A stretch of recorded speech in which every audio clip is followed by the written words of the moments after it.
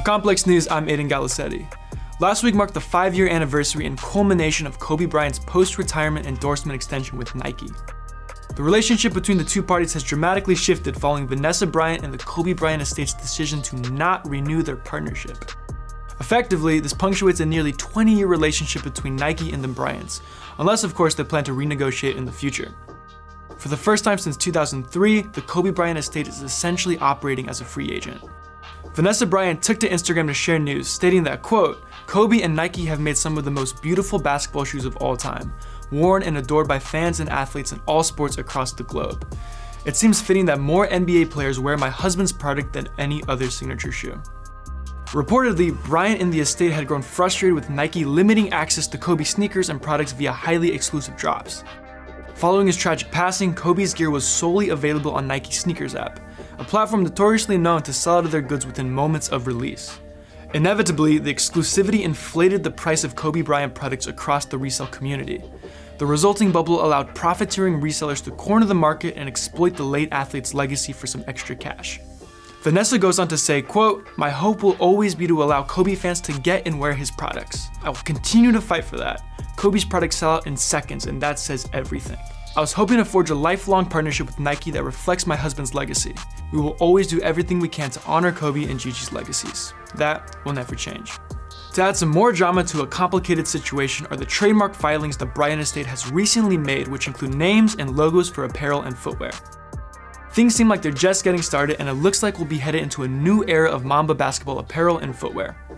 In this liminal moment signifying the next chapter of Kobe Bryant's posthumous sneaker journey, we took a moment to share a timeline of his 25-year history in sneakers.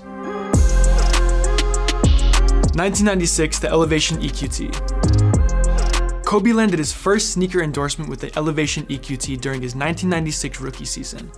The 17-year-old phenom from Philadelphia signed a multi-year endorsement deal with Adidas before stepping on the NBA court. Picked 13th overall, Bryant became the youngest player to ever play in the NBA. A year later, he would throw these purple elevations on and win the 1997 NBA dunk contest, commencing a legacy of greatness we are familiar with today. 1997, first All-Star game in the KB8. The following year, Kobe got the Adidas KB8, his first true signature shoe. The KB8 was the first shoe Kobe had designed with his style of play in mind specifically. He wore these shoes during the 1998 NBA All-Star game at Madison Square Garden, where he became the youngest player to ever participate at just 19. Re-released in 2005, the silhouette has since adopted the iconic alias Crazy Eights.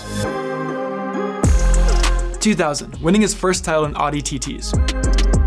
Inspired by the Audi TT roadster, the two German companies collaborated in engineering an avant-garde shoe that was just as polarizing as the young athlete himself. It was in these boxy, car-themed sneakers that Kobe secured his first NBA title of his career in the beginning of a Lakers three-peat.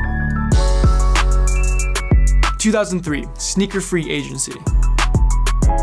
After spending his first 6 years of his career signed to Adidas, Kobe paid $8 million to exit his contract.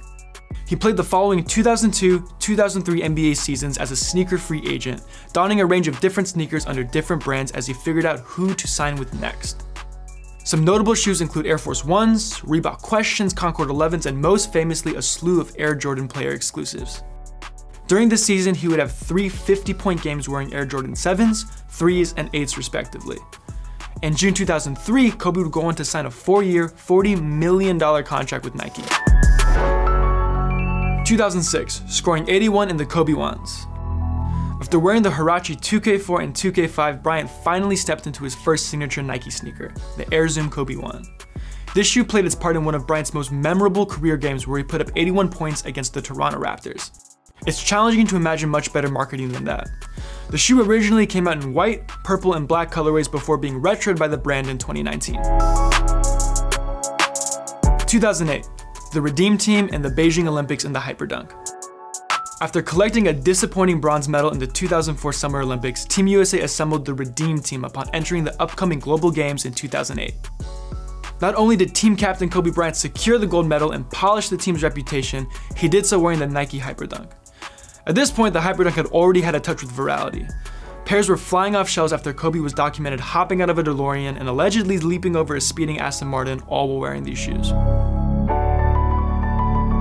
2009, NBA Finals MVP in the Kobe 4. Widely considered Kobe's finest signature sneaker, the Nike Zoom Kobe 4 demolished every preconceived convention as to what a high-performance basketball sneaker could be. Traditionally, basketball sneakers demanded high or mid cuts to maximize ankle support and protection. In 2009, inspired by Kobe's love for soccer, designer Eric Ovar considered the way in which soccer players could efficiently change direction at high speeds. He implemented this idea directly into the watershed sneaker, removing material from the ankle and making the shoe lighter and less restrictive. An outlier during its debut, the low-top silhouette of the Zoom Kobe 4 soon became ubiquitous across Kobe's signature sneakers and basketball footwear as a whole. 2010, Christmas Day in the Grinch Kobe 6s.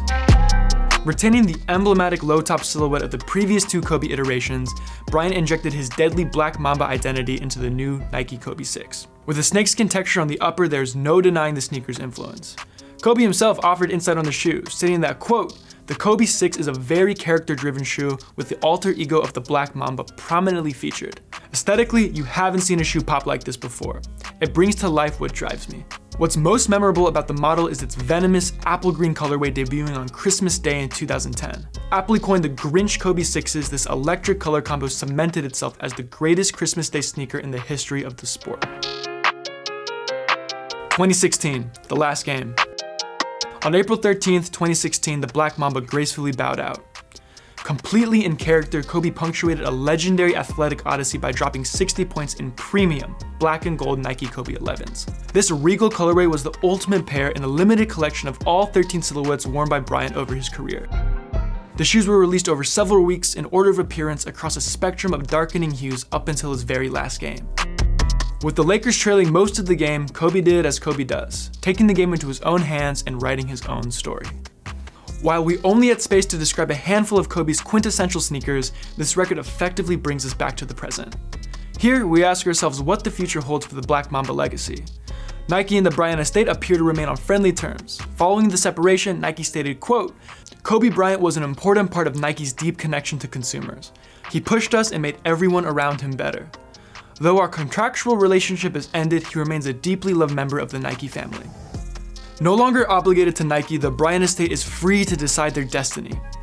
With accessibility at the forefront of Vanessa's interests, it's likely the brand will continue growing a meaningful relationship with fans around the world.